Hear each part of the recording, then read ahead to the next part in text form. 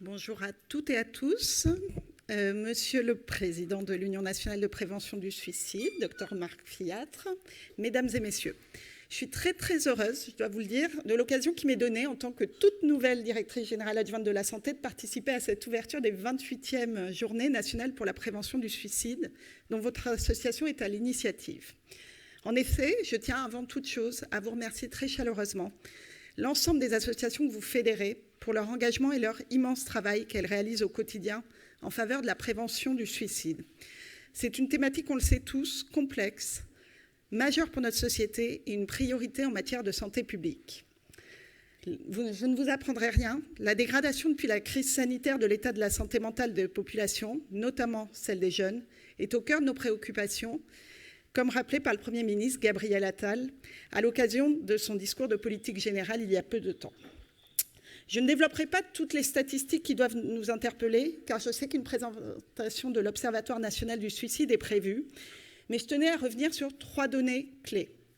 D'abord, le taux de suicide qui reste en France l'un des plus élevés d'Europe, avec 13,4 suicides pour 100 000 habitants, pour une moyenne européenne de 10,2.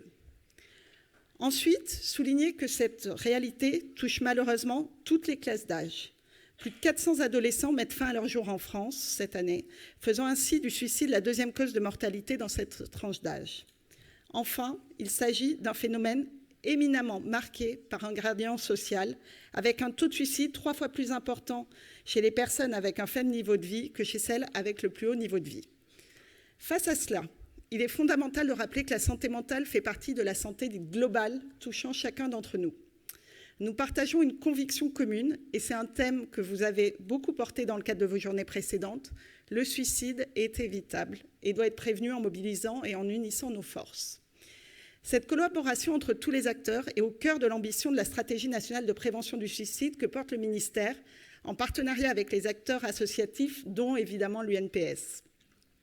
Nous pouvons collectivement nous féliciter des progrès significatifs réalisés ces dernières années, notamment l'extension du dispositif vigilance, j'y reviendrai, désormais opérationnel dans la quasi-totalité du territoire, ainsi que la nette amélioration du suivi statistique grâce aux efforts conjoints de l'adresse, que je salue, de l'Observatoire national du suicide et de Santé publique France.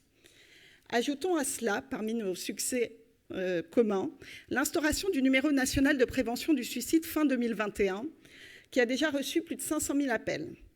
La signature d'une charte des valeurs communes entre les dispositifs d'aide et d'écoute à distance et ce numéro national constitue une réalisation importante que je tiens à saluer, et ce d'autant plus au regard des craintes initiales que la création de ce numéro avait pu susciter. On voit que ça fonctionne. Nous disposons d'une offre de réponse désormais renforcée grâce à la complémentarité de l'ensemble de nos dispositifs. Il faut dorénavant travailler à leur articulation opérationnelle, qui se traduira dans des protocoles de fonctionnement entre les lignes d'écoute et le 3114. Dans ce contexte, le thème du lien social que votre colloque met à l'honneur aujourd'hui revêt une importance capitale.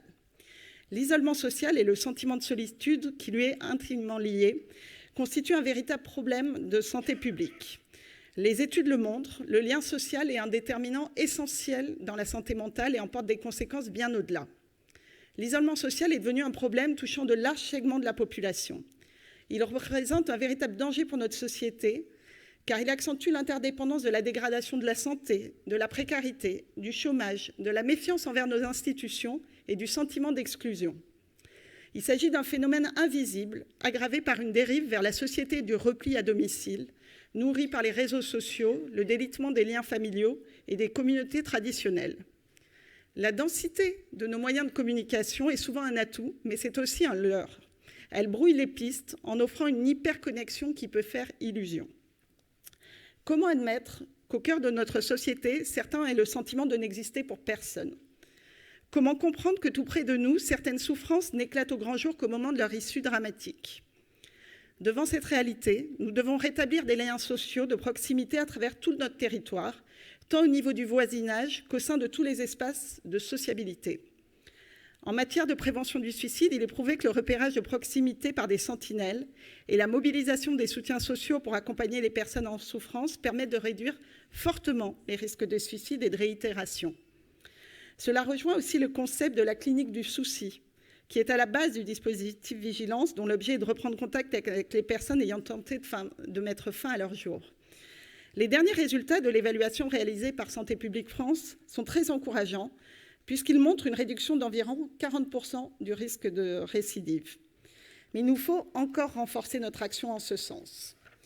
En juillet 2022, nous avons ainsi réactualisé la stratégie nationale de prévention du suicide pour déployer ces actions en fonction des dynamiques et des ressources identifiées au plus près des territoires.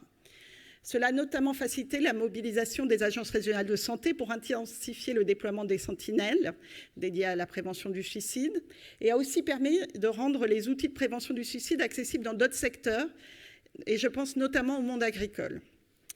D'autres dispositifs doivent et vont contribuer à cet effort de proximité. Je citerai pêle-mêle les actions en faveur de la promotion de l'engagement dans la vie associative, le déploiement du secourisme en santé mentale, le renforcement annoncé du dispositif Mon soutien psy, ou encore celui des dispositifs d'aller vers indispensables, comme les équipes mobiles psychiatrie et précarité. Je finirai mon propos en citant plus particulièrement la création prochaine des rendez-vous de prévention aux 4 âges clés de la vie. Ces rendez-vous, actuellement en expérimentation dans les Hauts-de-France, vont être bientôt généralisés. Ils seront l'occasion d'un échange aux 4 moments de sa vie, plus approfondi entre le professionnel de santé et la personne, sur l'ensemble des déterminants de santé, avec une écoute attentive et propice à celui qui voudra faire part notamment de son mal-être. Le professionnel aura alors l'occasion de l'orienter vers des dispositifs d'aide identifiés sur son territoire, dont les numéros d'écoute feront évidemment partie. C'est un dispositif novateur. Aucun pays en Europe ne l'a fait. Il sera une nouvelle réponse dans ce combat partagé contre le suicide. Monsieur le Président, Mesdames et Messieurs, je vous remercie une nouvelle fois pour votre engagement et vous souhaite un excellent colloque. Merci à vous.